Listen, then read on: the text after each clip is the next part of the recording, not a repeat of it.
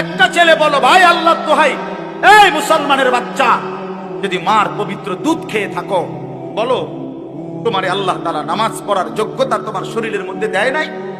তাহলে বেঈমান নামাজ পড়ো না কেন? কেন নামাজ পড়ো না? আমি দাঁড় করাই, এখানে তো অসংখ্য ছেলে এখানে আছো, এখন চেহারা দেখলে বোঝা যায় তোমার ওই চেহারার মধ্যে তো হাইওয়ান আর জানোয়ারের চেহারা। যেই হাইওয়ান আল্লাহকে সেজদা করে না। আজকের এশার নামাজ পড়ো নাই, আজকের মাগরিব এক ওয়াক্ত নামাজ পড়ো নাই, এমন অসভ্য জঙ্গলি এখানেও তো বসে আছো। বেহায়া, লজ্জা করে না? কেমনে ঘুমাইবি বেটা?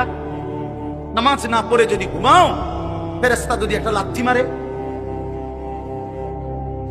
ফেরেশতা যদি একটা লাথি মারে, ফজরের নামাজ না পড়ে যে ঘুমাও, ফেরেশতা যদি একটা ঘুমের মধ্যে রেখে লাথি দেন। ফেরেশতা ঘুমের মধ্যে রাইখা কোন জাতিকে ধ্বংস করে নাই? কথা বলেন না কেন? ঘুমের মধ্যে রাইখা কোন জাতিকে ধ্বংস করছে কিনা?